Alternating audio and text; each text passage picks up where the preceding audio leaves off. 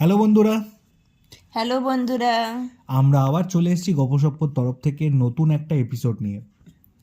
এই নতুন এপিসোডে আমরা নতুন কিছু এক্সপিরিয়েন্স আপনাদের সাথে শেয়ার করব। তো please continue watching.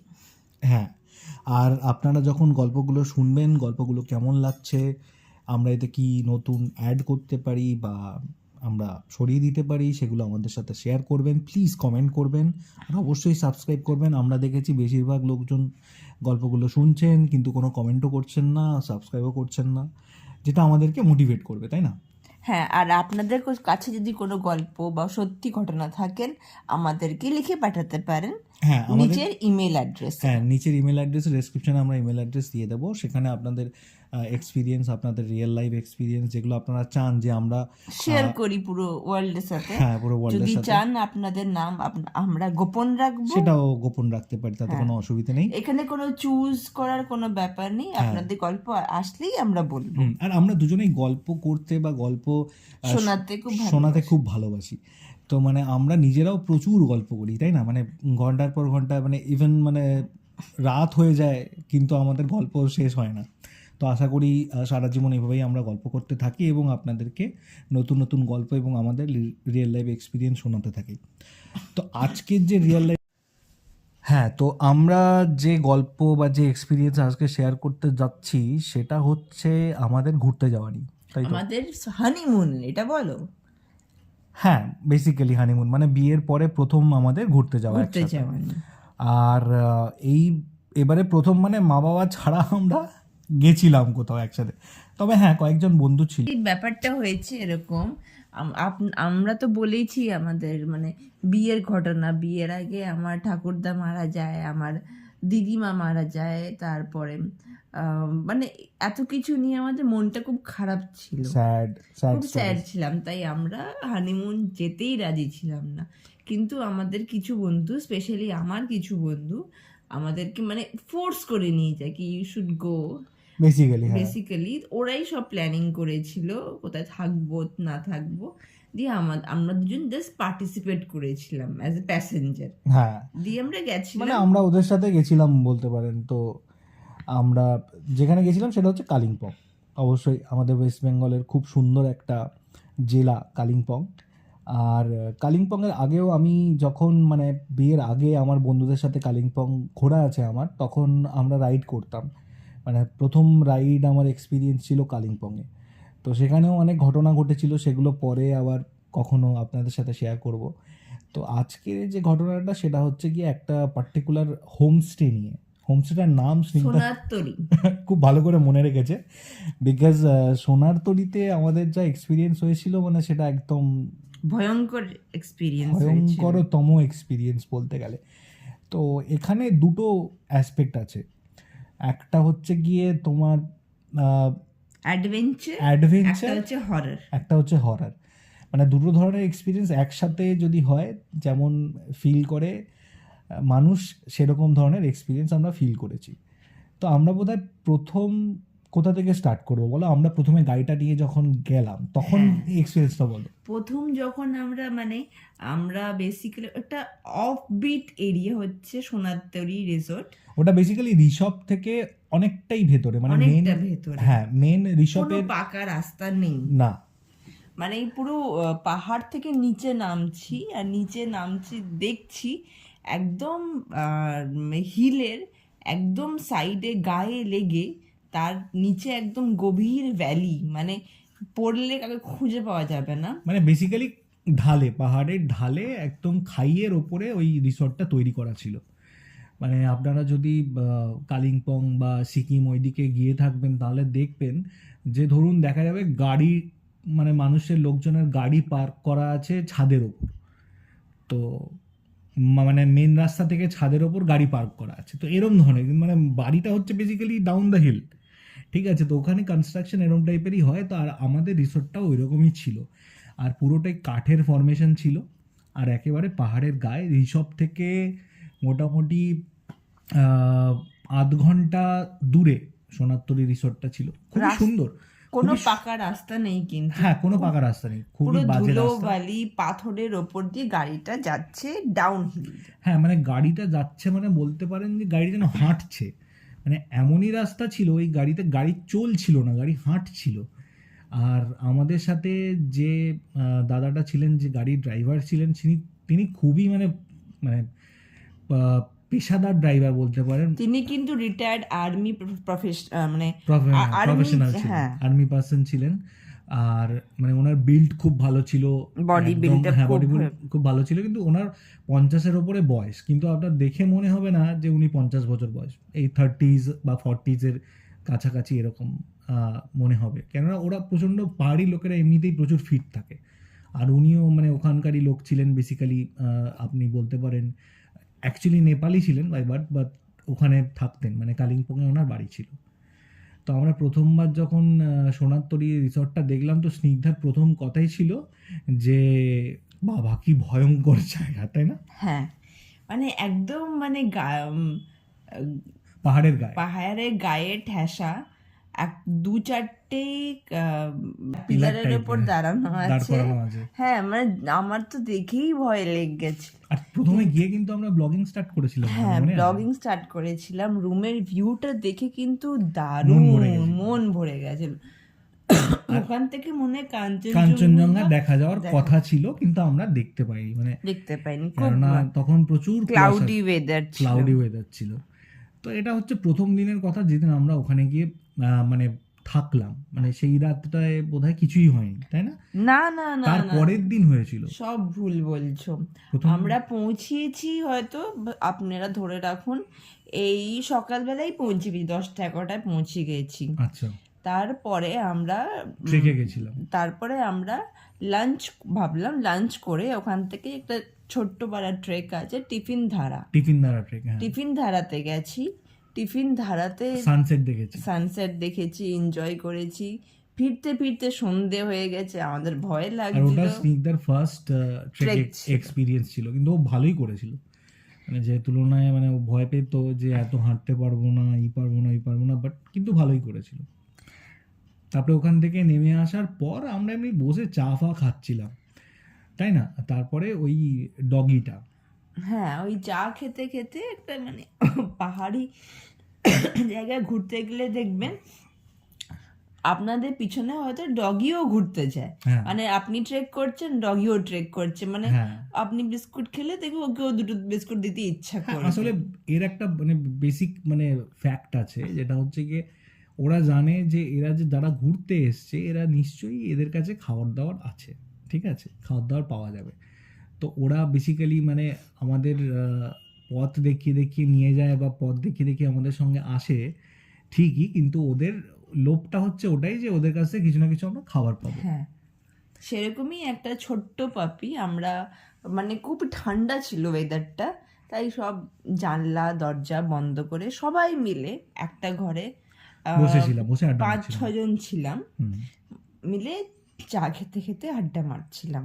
R veg pakora ছিল, খুব সুন্দর করেছিল, যাই হোক। হ্যাঁ, যাই হোক, তখনই দেখি একটা ছোট্ট পাপি, হ্যাঁ, বাইরে থেকে জানলাটা কিন্তু কাঁচের বলে দিই, হ্যাঁ, কাঁচে জানলা দিয়ে মানে অনেকক্ষণ ধরে আমাদেরকে বাইরে ডাকার চেষ্টা মোটামুটি করছে, 10 মিনিট ধরে ও ক্যাই ক্যাই ক্যাই ক্যাই ক্যাই মানে ক্যাই করছিল। হ্যাঁ, মানে বার্কিং করছে 10 মিনিট ধরে। হ্যাঁ, হ্যাঁ, এবার আমরা ভেবেছি ওর হচ্ছে খিদে খিদে পেয়েছে। পেয়েছে, হ্যাঁ। তা আমি আর আমার একটা মেয়ে বান্ধবী। বন্ধু, তার নাম নিচ্ছি না, আমরা দুইজনে ভাবলাম কি একটু গরম দুধ, যেহেতু ছোট বাচ্চা, আর বিস্কিট খাওয়াবে। আর বিস্কিট খাওয়ানো যায়। হ্যাঁ, এবার তো ওরা দুজন বাইরে জাস্ট মানে যে কম্পাউন্ডটা ছিল, যে স্ট্রাকচারটা ছিল, বিল্ডিংটা ছিল, সেই জাস্ট বিল্ডিং থেকে বেরিয়ে এমনি মাঠ, মানে মাটির ওপর ওই জায়গাটায় ওরা ডগিটাকে খাবার দিয়েছিল, মানে দুধ আনতে বলেছিল ওদের ওখানকার লোকাল যারা কেয়ারটেকার আছে বা যারা ছিল, আর ওই ডগিগুলো বিস্কিট আর দুধ খাচ্ছিল অ্যাট দ্যাট মোমেন্ট। আর ঠিক তখনই মানে হঠাৎ করে মানে সব কিছু মানে আমরা শক হয়ে গেলাম। ওখান থেকে তুমি কি দেখলে সেটা বলো, আর আমি তো ভেতরে ছিলাম। হ্যাঁ, আমার বর তো ভেতরে ছিল। ও পশুকে ভালোবাসে, কিন্তু ওই গায়ে হাত দেয় না। আর আমি হচ্ছে ওকে গায়ে হাত দিয়ে একটু কোলে নেবো, চটকাবো, ওরকম টাইপস। তা আমরা ওকে দুধ বিস্কিট খাওয়াচ্ছি পাপিটাকে, ও খাচ্ছে। আর কি হয়েছে, আমরা মানে মেন গেট থেকে বেরিয়ে এসেছি, রাস্তার ওপর আছি এখন। আমাদের সামনে পুরো রিসর্টটা আছে, কাঠের রিসর্ট। তখনই আচমকা একটা ভূকম্পের ওয়েভ চলে এলো। হঠাৎ করে মানে একদম জাস্ট। হ্যাঁ, আর দেখছি আমার সামনে পুরো রিসর্টটা যেন কাঁপছে, আমার সামনে পুরো রিসর্টটা যেন দুলে উঠছে। আর আমি যত চিৎকার করে আমার বরকে ডাকছি, ও কানে কিছুই শুনতে পাচ্ছে না, যেহেতু একটা বীভৎস আওয়াজ হচ্ছিল মানে রিসর্টটার ভেতরেই। যে ও আমার আমার যে আমি চিল্লাচ্ছি ওকে বাইরে থেকে, ও শুনতেই পাচ্ছে না। হ্যাঁ, বেসিক্যালি এবার ভেতর থেকে আমি কি ফিল করেছিলাম ওই টাইমটায় বলি। আমরা 3 জন ছিলাম ভেতরে, আর ওরা 2 জন বাইরে ছিল। তো ভেতরে প্রথমে একবার নড়ে উঠলো। আর ভূমিকম্প ওই টাইমটায় ভূমিকম্প কলকাতাতেও হচ্ছিল, মানে রিসেন্টলি হয়েছে এরকম এক্সপিরিয়েন্স আছে। আর কলকাতায় ভূমিকম্প মানে জাস্ট একটু ঘর ফর নড়লো, একটু জিনিসপত্র পড়লো, বাস। তারপরে বাট তাতেই আমরা ভয় পেয়ে যেতাম, মানে বাড়ি থেকে নেমে গিয়ে দাঁড়ানো, রাস্তায় গিয়ে দাঁড়ানো, এরকম একটা এক্সপিরিয়েন্স ছিল। তো আমরা প্রথম যখন মানে ঝটকাটা লাগলো, তখন আমরা অত পাত্তা দিইনি, ভাবলাম যে ঠিক আছে থেমে যাবে। বাট এর যখন সেকেন্ড ওয়েভটা এলো, তখন মানে রীতিমতো ভয় লেগে গেছে। আর পুরো জিনিসটা তো মানে আহ, একটা পাহাড়ের গায়ে একটা স্ট্রাকচার, আর তাও আবার কোনো কংক্রিটের স্ট্রাকচার নয়, ওটা ছিল পুরোপুরি কাঠের স্ট্রাকচার। তো ওটা এমনভাবেই দুলছিল যে আমরা ভয় পেয়ে গেছিলাম, যে ভাবলাম যে এবার পুরো স্ট্রাকচারটাই বোধহয় পড়ে যাবে।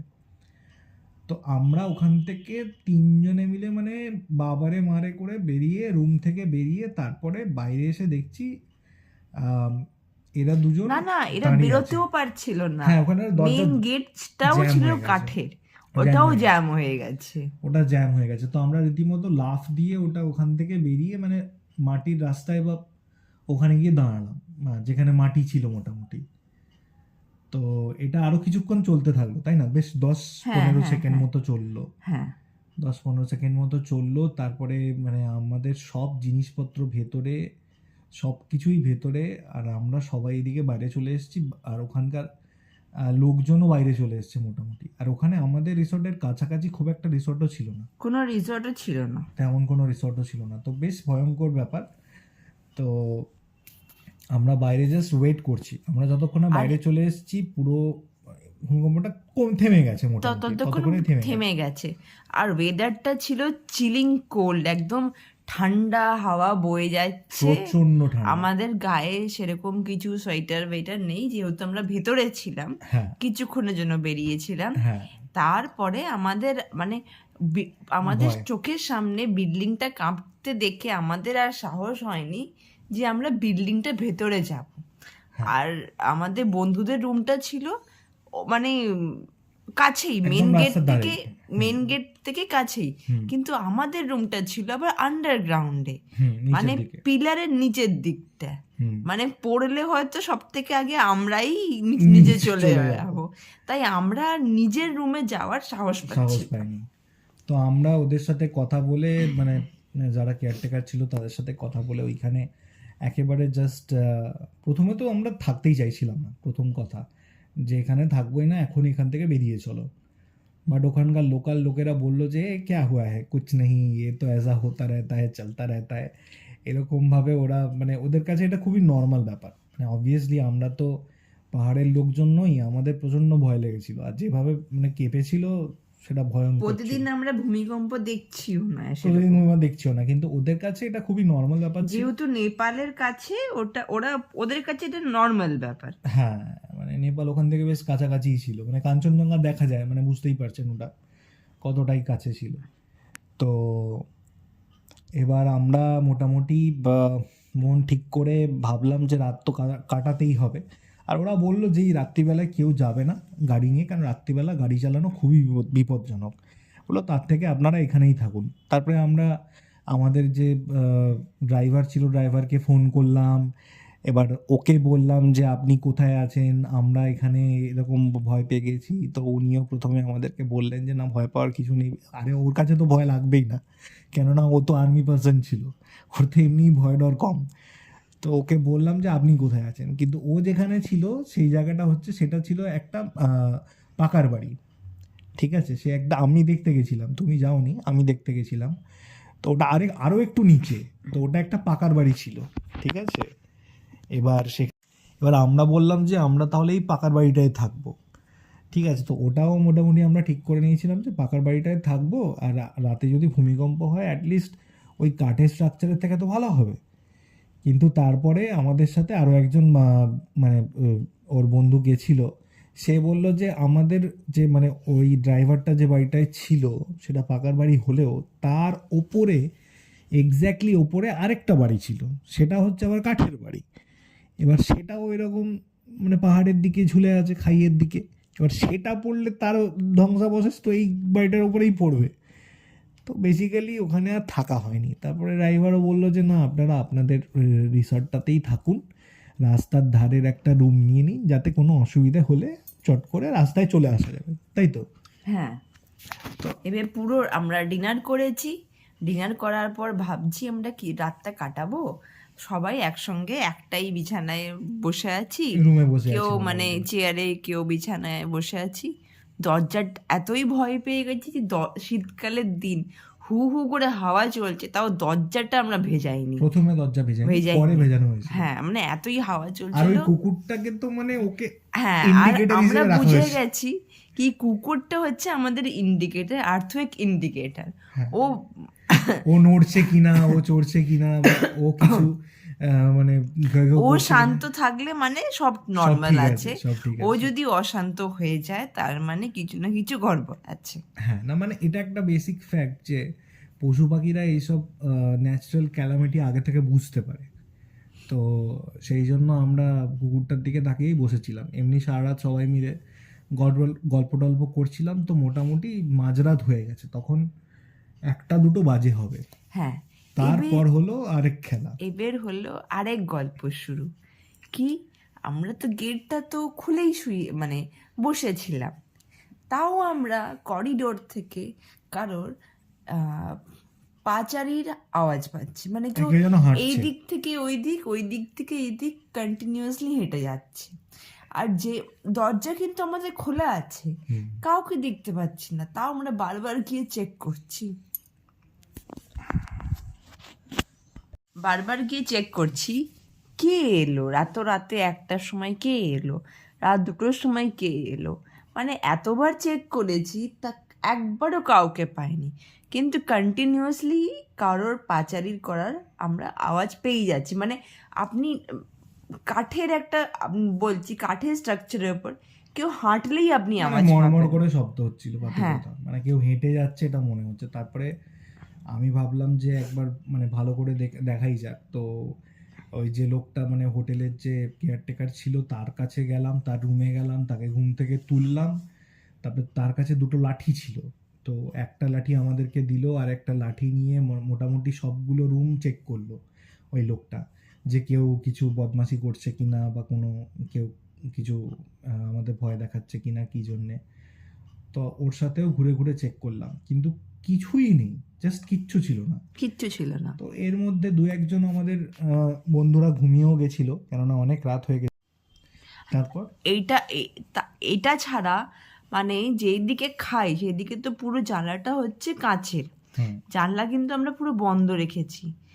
ওই দিক দিয়েও মনে হচ্ছে কেউ উঠে আসছে বা জানলায় কেউ নক করছে, টোকা দিচ্ছে, এরকম আওয়াজ হচ্ছিল। আর আপনিই ভাবুন যেই দিকে এত বড় খাই ওই দিকে কোনো মানুষের যাওয়া তো সম্ভবই নয়। আর আমরা তো মানে এতই ভয় পেয়ে গেছিলাম, জানালাটা পর্দা দেওয়া ছিল, আমরা পর্দাটা খুলে সরিয়েও দেখতে পাচ্ছি না, সাহস পাচ্ছি না। মানে সব লাইট, হ্যাঁ, করিডোরের লাইট জ্বলছে, আমাদের রুমের লাইট জ্বলছে, তাও আমরা ফিল করছি কেউ হাঁটছে, আর এইদিকে জানলা দিয়ে কেউ টোকা দিচ্ছে। এটা মোটামুটি পুরো রাত চলেছে, 3টে, 3:30, 4টে পর্যন্ত চলেছে। আর আমরা তারপরে দেখলাম যে এরকম করে তো না ঘুমালে তো আমাদের শরীর খারাপ হয়ে যাবে। তো আমরা কি ডিসাইড করলাম যে কেউ একজন দুজন জেগে থাকবে, বাকিরা ঘুমোবে। তো ওই রকম মোটামুটি ফিল্ডিং লাগিয়ে আমরা কোনো রকমে রাতটা কাটালাম, দিয়ে তারপরের দিন ওখান থেকে বেরিয়ে গেছি। ঠিক আছে, তো মানে সেদিনকার মতো ওখানকার এই মানে ভৌতিক এক্সপিরিয়েন্স বলুন বা অ্যাডভেঞ্চারাস এক্সপিরিয়েন্স বলুন বা মানে রীতিমতো বীভৎস গা ওখানে কাঁপানোর গা কাঁপানো গা ছমছমে এক্সপিরিয়েন্স, মানে খুব ভালোই হয়েছিল আমাদের। তো হানিমুনে প্রথমবার মানে সবাই মিলে ঘুরতে গেছি, তো খুবই ভয়ানক এক্সপিরিয়েন্স হয়েছিল। তো এটা একটা ছিল, এটা একটা এক্সপিরিয়েন্স ছিল। আর নেক্সট যে এক্সপিরিয়েন্সটা আছে সেটা মানে আরোই ভয়ঙ্কর। মানে সেটা তো এটা গত বছর 2023-এ আমরা সবাই মিলে মানে বন্ধু, আমরা 4জন বন্ধু আর 4জন বন্ধুর ওয়াইফ, আর একজন বন্ধুর আবার ছোট বেবিও ছিল। তো ছোট বেবিকে নিয়ে সব জায়গায় যায়, তো আমাদের সাথেও গেছিল। তো এটা হচ্ছে মেঘালয়ের ঘটনা। হ্যাঁ, আমরা গেছিলাম এই এপ্রিল 29 তারিখে ট্রেনে উঠেছিলাম, আর একদিন পুরো থাকতে হয়েছিল। তার পরের দিন আমরা ভোরবেলায় নেমেছিলাম হচ্ছে শিলিগুড়িতে, না না সরি, গুয়াহাটিতে নেমেছিলাম। গুয়াহাটিতে নেমেছিলাম, হ্যাঁ, ডাইরেক্ট গুয়াহাটি ট্রেন ছিল ওটা। হ্যাঁ, গুয়াহাটি ট্রেন ছিল। এবার গুয়াহাটিতে নেমে আমরা প্রথমে কামাখ্যা ভাবলাম কি, যেহেতু গুয়াহাটি এসছি, এত কাছে কামাখ্যা মন্দির, মানে এটা ইমপ্রম্পটু প্ল্যান ছিল। হ্যাঁ, আমরা ভাবলাম আমরা কামাখ্যা মন্দিরে একদিনে কমপ্লিট করে বেরিয়ে যেতে হ্যাঁ পারবো। যে, আর আমরা পৌঁছিয়েছিলাম রাত 2-3টের সময়। হুম হ্যাঁ, কামাখ্যা মন্দিরের হোটেলে পৌঁছে গেছিলাম। হুম ফ্রেশ হতে হতে একটু লেট হয়ে গেছিল, যেহেতু আমরা মন্দির যাচ্ছি আর 2 দিনের ট্রেনের জার্নি। ভাবলাম চান টান করে একবারে ফ্রেশ কামাখ্যা হয়ে যাব। পুজো দিতে যাব। তারপরে মোটামুটি 6টা-7টার দিকে আমরা রেডি হয়ে মন্দিরের দিকে এগোলাম। 6টা নাকি না 5টার দিকে এগেছিলাম। না, 5:30টার দিকে বেরিয়েছিলাম বোধহয়, না? হ্যাঁ, হ্যাঁ, 5:30টার দিকে বেরিয়েছিলাম মন্দিরের দিকে। তো মন্দিরের তো লাইন বিশাল বড়, মানে সে এত বড় লাইন পড়েছিল। তারপরে জানলাম এটা হচ্ছে ভিআইপি লাইনের টিকিট। ততক্ষণে ভিআইপি লাইনের টিকিট শেষ হয়ে গেছে। মানে যখন আমরা আমাদের পালা পড়ছে, মানে আমরা লাইনে কাউন্টারের সামনে চলে এসেছি, ততক্ষণে শুনলাম যে ভিআইপি লাইনের টিকিট শেষ হয়ে গেছে। মানে 500 টাকার যে টিকিট, যেটা মানে একদম গর্ভগৃহ পর্যন্ত চলে যাওয়া যায়, সেই টিকিটটা শেষ হয়ে গেছে। তখন 5টা-6টা বাজে, না তখন 7টা মতো বাজে। তখন 7টা, মানে 5টা থেকে 7টা অবধি আমরা লাইনে এমনি লাইনে এমনি দাঁড়িয়ে দাঁড়িয়ে আছি। তারপরে আমরা ভিআইপি টিকিট কাটার চেষ্টা করেছি, টিকিট পাইনি, যেহেতু সব শেষ হয়ে গেছে। হ্যাঁ, তাই ভাবলাম নর্মাল লাইনে দাঁড়িয়েই পুজোটা দেব। হ্যাঁ, তারপরে তাও আমাদের মানে বউদের সবার ইচ্ছে ছিল যে নর্মাল লাইনে দাঁড়িয়ে পুজো করতে, মানে কিন্তু পুজোটা দিয়ে যাবে, এটাই সব মানে মেয়েদের ইচ্ছে ছিল। তো ঠিক আছে, এবার মেয়েদের ইচ্ছে, মায়ের মন্দিরে এসেছি, মেয়েদের ইচ্ছের আগে আর কেই কি বলতে পারে। তো আমরা মোটামুটি 4জন বন্ধু মানে সবাই মিলে আর কি ঠাট্টা মারছিলাম যাতে ওরা মানে চাঙ্গা হয়ে থাকে, কেননা কেউই কিছু খায়নি, মানে সবাই উপোস করেছিল পুজো দেবে বলে। তো মোটামুটি যে লাইনটায় দাঁড়িয়েছিলাম সেটা প্রচুর বড়, মানে মোটামুটি 2-3 কিলোমিটার দূরে স্টার্ট হয়েছে। মানে পাহাড়ে, ওটা তো নীলাচল পাহাড় বলে ওটা, ওই যে পাহাড়ে মানে মা কামাখ্যার মন্দির আছে, ছোট্ট একটা পাহাড়, কিন্তু ওই পাহাড়ের গা বেয়ে মানে ঘুরে ঘুরে লাইনটা মানে নিচ পর্যন্ত চলে যায়। তো মোটামুটি 2-3 কিলোমিটার দূর থেকে আমরা আবার স্টার্ট করলাম। ঠিক আছে, তারপরে মোটামুটি লাইনটা এগোচ্ছে, আমরাও ইয়ার্কি ঠাট্টা মারছি, সব বন্ধু বান্ধব ছিলাম। সেরকম করতে করতে করতে করতে মোটামুটি দুপুর 2-2-2:30টার সময় বোধহয় আমরা মন্দিরের প্রাঙ্গণে ঢুকলাম। হ্যাঁ, মন্দিরে তারপরে জানা যায় আরো 2-4 ঘন্টা আমাদেরকে ওয়েট করতে হবে। আরো 2-4 ঘন্টা ওয়েট করতে হবে। মন্দিরের ভেতরে এত মানে বড় লাইন, ঘুরপাক আছে, এত ভেতরে এত ঘুরপাক আছে যে মন্দিরের ভেতরে একদম গর্ভগৃহে যেতে গেলে আমাদের আরও 2-4 ঘন্টা ওয়েট করতে হবে। তো আমরা মোটামুটি, তো ওখান থেকে আমাদের সেদিনই মানে গাড়িতে করে বেরোনোর কথা ছিল। উমিয়াম লেক বলে একটা জায়গা, যেটা একটা খুব সুন্দর একটা লেক, তার ধারে একটা খুবই সুন্দর রিসর্ট আমরা বুক করেছিলাম ইয়ে থেকে, এয়ারবিএনবি থেকে, ওই মানে পুরো ধারেও না, একটু দূরে, ও যেমন একটু ভাবে দূরে, হ্যাঁ, বলছে ধারে, একদম ধারে না। মানে 1 ঘন্টা 2 ঘন্টা ডিস্টেন্স ছিল। না, উমিয়াম লেক থেকে যে রিসর্টটা আমরা ছিলাম সেটা 1 ঘন্টা 2 ঘন্টার ডিস্টেন্স ছিল না, সেটা কাছেই ছিল। আচ্ছা, সেটা কাছেই ছিল, সেটা আমরা ঘুরে ঘুরে গেছিলাম বলে অতটা টাইম লেগেছিল। কিন্তু আমরা যেখানে কামাখ্যা, মানে ওখান থেকে ওই উমিয়াম লেকের ডিস্টেন্স ছিল 2-4 ঘন্টা, তাই তো? হ্যাঁ, সেরকম ডিস্টেন্স ছিল। তো আমাদের সেদিন প্ল্যান ছিল যে কামাখ্যায় পুজো দিয়ে উমিয়াম লেক যাওয়া। তো তখন অলরেডি 1:30-2 বাজে। তারপরে আমরা সবাই বন্ধুরা মিলে ডিসাইড করলাম যে এখানে তো সারাদিনই প্রায় চলে যাবে, তাই না? হ্যাঁ, তো তার থেকে ভালো আমরা সাইড দিয়ে পুজো করার একটা ব্যবস্থা আছে, মানে যেখানে আমরা গর্ভগৃহে ঢুকতে পারবো না, মেইন জায়গাটা পুজো হবে না, কিন্তু হ্যাঁ, পুজো দেওয়া কিন্তু যাবে। পুজো দেওয়া যাবে। তো আমরা ওইরকমভাবে মাকে নমস্কার করে বললাম, মা তোমার দর্শন মাথায় থাকলো, এটা একটা, পরে আমরা আবার যখন আসবো তখন গর্ভগৃহে ঢুকে দর্শন করব।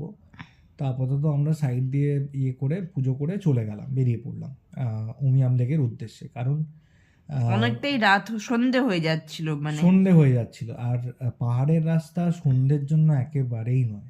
মানে তাও আমরা বোধহয় পৌঁছেছিলাম 8টার দিকে, তাই না? হ্যাঁ, না না, উমিয়াম লেক পৌঁছে গেছিলাম 5টা নাগাদ, আর রিসর্ট পৌঁছাতে পৌঁছাতে 8টা হয়ে গেছিল।